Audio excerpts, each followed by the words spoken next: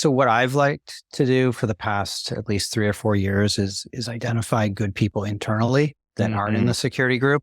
More of those people that you work with them, you see them, and then position comes up. Maybe other directors, managers may not like it as much because they do lose those people. But I never really push that. They see that opportunity comes up, and then they're usually coming to me, hey.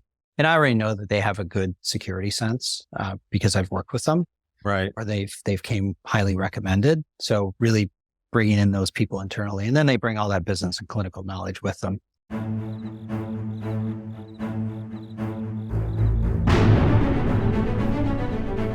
Podcast in which we learn about the people that are on the front lines delivering and protecting patient care. I'm Ed Gaudet, the host, and today I am pleased to be joined by Trevor Brown, the Deputy CISO at Yale. Trevor, welcome. Yep. Nice to be here. Nice to see you. Yeah. So tell us a little bit about your current role in your organization. Yep. So interesting. So I'm the Deputy CISO for Yale New Haven Health, and we are the teaching hospital for Yale Yale University. So just there's a little bit of separation there. Excellent. And of course, you got great pizza right around the corner there. Yes. And Sally's. And the three best in the country, they say. What do you prefer? Have you been to any of them? So I like Sally's. Me too. Yeah. It's so good. My kids, whenever I'm down there, like, will you stop and get some pizza? So how did you get into healthcare and IT? Yeah. So it's interesting. I actually started my career in IT audit, and this is going back to 2001. And at the time, I didn't know what IT audit was. When you're young and you're just starting a career, but I had a technology background from school. So was fortunate enough to get into that as one of my first jobs, and worked in IT audit, learned a lot of the business areas, mostly in banking. And I was also at a manufacturing company. And at the time, security really wasn't, most companies didn't have a security group. It was, if you had IT audit questions around security, you'd find like the networking guy that had been there 10, 15 years. He was usually somewhere down where, no one went. Yeah, exactly. So you'd find that guy and he'd tell you about, answer some of your questions. And then it was really around maybe mid 2000, 2006, 2007 that it really started to emerge. You saw some of the more prevalent hacks happen, some of the frauds that happened, and security groups started being formed. And I had seen an opportunity at Yale New Haven. They were really starting their program. And I joined, and several other people joined at the same time, and we really built out the security function here. Yeah. And there's such a difference between healthcare and other industries.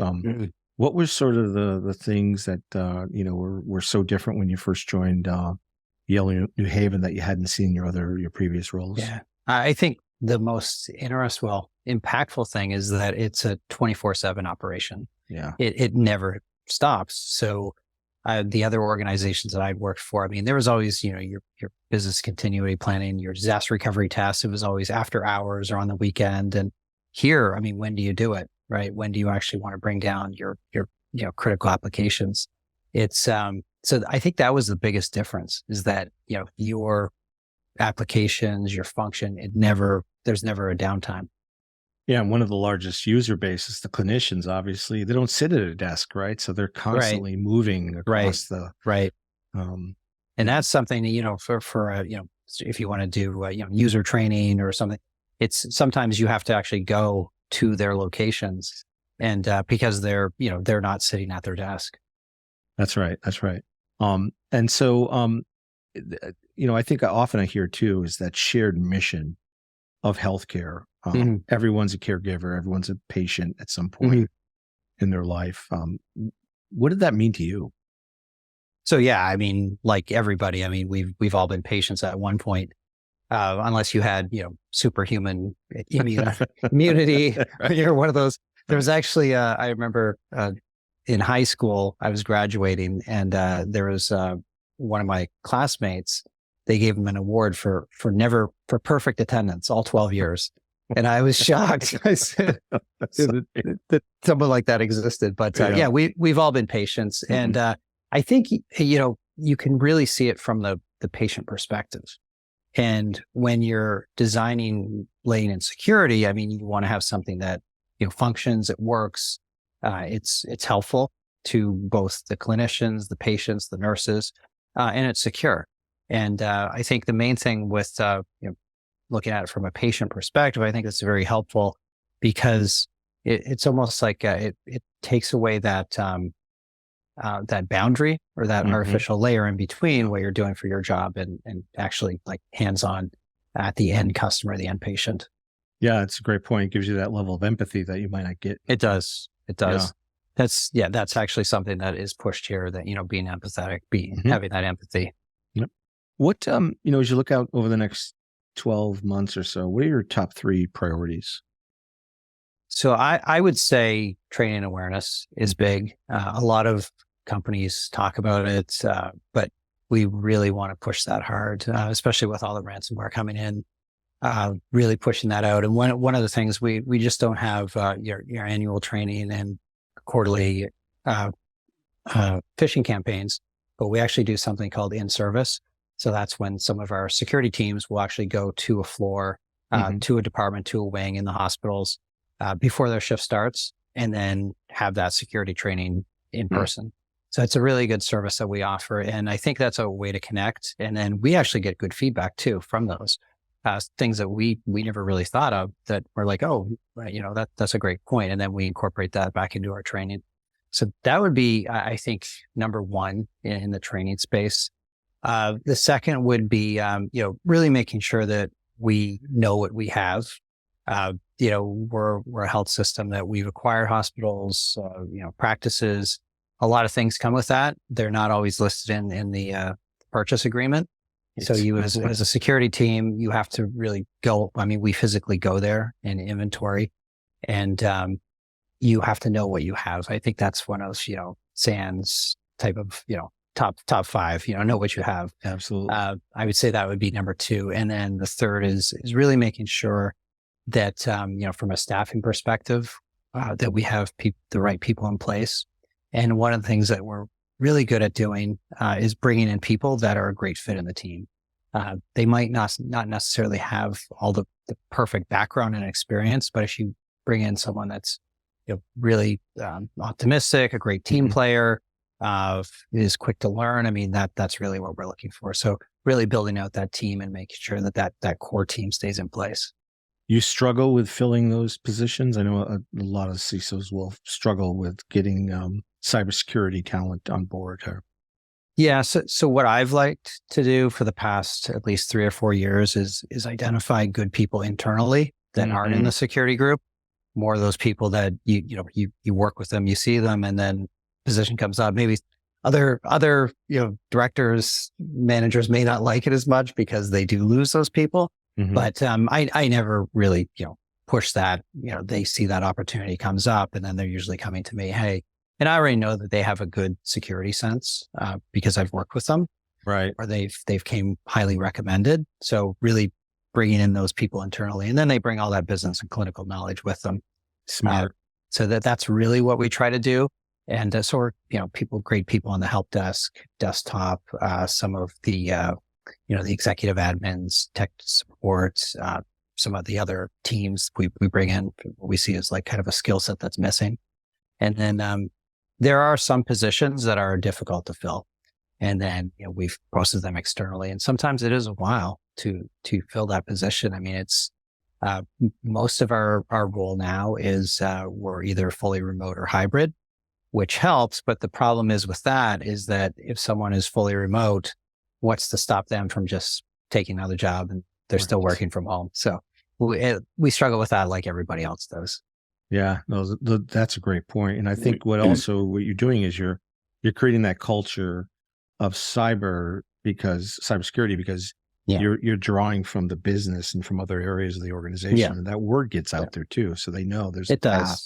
Yeah, it does. And I mean, I would tell any young person there's probably no better career in terms of opportunities than getting into information security. Yeah. And, actually my daughter, she's only 13, but she's like, yeah, I want to do what dad does. I want to do information security. So she's like, what is it that you do though? She just knows I'm always on Zoom meetings, but, yeah, she's quite quick and smart. And I do think that there'd be a great opportunity for her. Awesome. That's awesome. Yeah. What keeps you up at night these days? So it's almost like because we do have a lot of very valuable data. I mean, we are a target. It's just like that constant unknown. And when you have something go wrong in your environment, it could be just a technical problem, or, a malfunction of some type. But, the first thing that comes to mind is that, is this the attack, right? Is this the breach? So we do have really good team in place. We've really done all that we can to prepare ourselves. And I think having that preparation in place, if it does happen, we can respond quickly. Yeah. And I think that's, doing that prep work ahead of time with, I think we'd be much more comfortable if it did happen. Obviously, it'd be, not good like any company, but I think we're well prepared. I think that's one of the things we learned during the pandemic, right? Is that we're going to get hit eventually. So it's better to be resilient as possible. It is. Because we're not going to be able to protect against every attack out there. Well, you can. I mean, it's just, an email click, right? And, credentials are gone. And, how can you really prevent that? You can't. And obviously the pandemic was hard for a lot of folks. What are you most personally or professionally proud of over the last couple of years? I think keeping that key team in place, and we're very accommodating as a management team for if someone needs personal time, if they need to address things that outside of work, that's fine because we've hired the right people and we know that they'll make that up. And a lot of people go above and beyond, but then as a management team, you give that back to them as well. And having a lot of flexibility in terms of work locations, geographic, family scenarios. I think really keeping that team in place prior to the pandemic all the way through. And then, to now, I mean, we've had in general, I would say lower turnover than a lot of organizations. And I think it is because of that. And it maybe it goes with healthcare too, that, a lot of people that work here do want to work here because they do have that caring and that empathy. So I think that, that's the type of person that we do attract. Have you figured out a balance for getting in person with remote folks? So it's really, most of the technology function is remote, and then some are hybrid. I bring the team in occasionally. I mean, almost like on a schedule. It's right now it's just once a month. And, it's good. I mean, I think that's a good balance now. Some people you can come in as you like though. I mean, there is space. So I try to come in, I'm coming in 3 days a week. Some people on the team come in 1-2 days a week. And then other people, it's the once a month, and I'm fine with that. I always kind of have the attitude if you're doing a great job, right. It's fine if you're, anywhere. But there is something to be said too about that in-person interaction. I think that a team that is just completely remote without ever meeting, you do lack that kind of connection. So I do like bringing people in. Yeah, no, that's a great point. You have to get together. And I think once you are together, you spend that time a little more focused on what matters because you're not there, you're together often. So it's much more productive. Yeah. And you've like, I mean, how many times have you just walked by someone's office and asked them a quick question? But it's kind of, if they're remote, you're probably not going to reach out to them as frequently. So yeah, no, that's a good point. Yeah, I talked to someone today that said they in a remote posture, they're actually spending more time with people than they would have if they were 5 feet away from them for some reason. Oh, really? So, really? I thought it was kind of interesting. What outside of healthcare and IT, what are you most passionate about? What would you be doing if you weren't doing this? So I'd probably be doing gardening, honestly. Oh, nice. Yeah, it sounds kind of a little different, but one of my daughters and I, we really like gardening. We're not very good, so that's why I'd spend a lot of time doing it. Also, hiking. I have done a lot of like Appalachian trail hiking with my son. Oh, wow. And getting out in nature. I mean, I do like to be, maybe it's because from where I grew up, kind of, in the country, surrounded by forests, but I do like to be out in nature and doing those types of activities. Yeah. And in Connecticut has beautiful places to go hiking. There's actually great hiking. I think a lot of people that live in the country don't really know much about Connecticut. I mean, they kind of think, they know it's in between Boston and New York, but I mean, I like Connecticut more than both those locations. It's a fantastic state to raise your family. A lot of great hiking, great restaurants and things to do. And it is quieter, but at some point in your life, you want that. So, that's so true. I grew up in Plantsville, Connecticut. Do you know where that is? Oh, okay. Okay. That's upstate a little bit, right? Well, it's in between. Well, it's part of Southington. You know where Southington? Yeah. Oh, yeah. Yeah. By New Britain, Hartford area. Yeah. Oh, okay. Okay. Yeah. Very nice. Yeah. So we're sort of we've been referred to as the DMZ between the Red Sox and the Yankees. So yes. Literally like right in the middle. If you could go back in time, what would you tell your 20-year-old self? So I think everybody's thought of that question. Like they said, oh, I wish I could go. I don't know if I'd tell myself anything, honestly, because if I did, that would just, change your life. And, I think I'm at a point now that I've achieved, some pretty good things, great family. And if I was to go back, maybe, some different things would happen. So it's, if I was to tell myself anything, I would say that, most people are thinking about themselves. So don't think too much of what people think of you. Because they're focused on themselves. And I think whenever, you have to do public speaking or some type of presentation or anything like it, most people are just focused on themselves, and they people want you to succeed too in life. I've found that if you're willing to put work in and really be driven and passionate, I mean, people will help you along the way. So I would say, just don't worry too much and, just kind of enjoy your life, because, it goes by quick. I mean, and you probably notice, I mean, the years are just flying by. It's incredible. And you kind of look back and you're like, wow, it's 2023 already. I mean, that was, seemed like a distant future at one point. Yeah, no, especially if you have children, they are the markers of time, aren't they? Yes. It's like, how old are you now? I know. When did that happen? Well, my son is now, he's 15, but he's my height now. So he's basically surpassing me. Oh, jeez. Yeah. I have 3 daughters. I have a daughter that's turning 30, and it's like, wow. Wait, when did that happen? I know. It's amazing. No. What, I have to ask this question. This is the Risk Never Sleeps podcast. What is the riskiest thing you've ever done, Trevor? So probably just moving here. When I was out of college looking for a job, and, I think when you're that age, you'll take anything, right? You're just applying like crazy, hundreds of resumes going out. And, this was back in the year 2000. And, I had an email response from a recruiter at a company, and they said, are you looking, would you consider Connecticut? And I honestly had to look it up on the map, because I knew it was kind of like DC, Washington, East Coast, but I didn't know exactly. Yeah. And I looked it up, and, it was a small consulting company, my first job.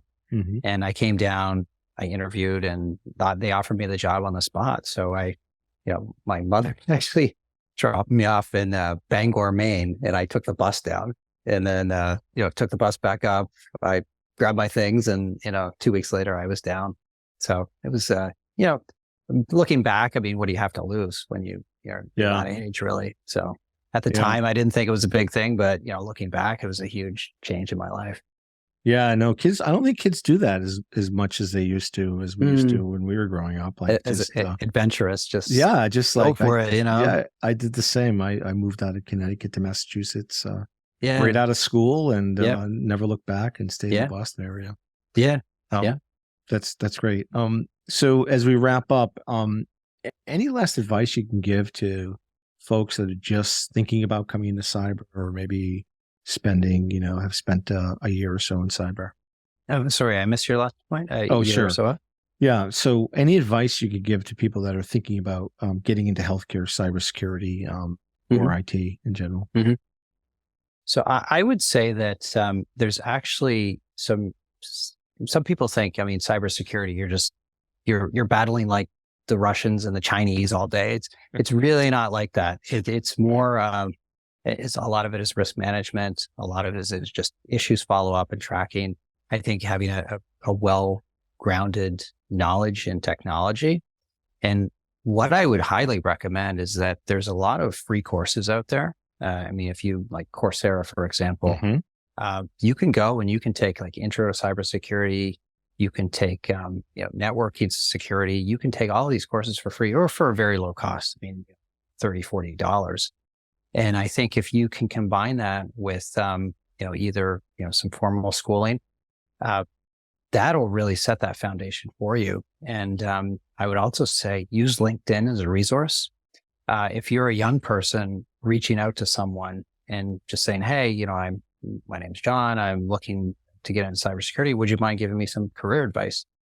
99% of people will be willing to help you. And they could be, an executive, a director, a manager, someone that just works in security, more than helpful. And you never know, that could result in a job too, because so many places are hiring entry level. Right. If they see that eagerness and desire, I mean, they talk to you, they like you, they're going to say, hey, why don't you forward me your resume? Yeah. That's what I would highly recommend. I love that. And I don't think, again, I don't think this generation does much of that. I know we used to do that as much as we could network. Right. And I love going out and just, if you don't have the background, go out and take a couple courses. Yeah. And you may be in a position to get an entry level job right out of the gate. So I love that. Yep. Great advice. All right. Any last comments before we go? I appreciate you having me on. I think it's a great podcast. I mean, it is true. Risk never sleeps. It's always there, especially in healthcare. 24/7. But you can only prepare as best you can, and just really rely on bringing good people to work with. I think that's critical. Excellent. Great way to end. Thank you, Trevor, so much for your time. Thank you. And for the folks that are on the front lines protecting patient safety and care delivery, remember to stay vigilant because risk never sleeps.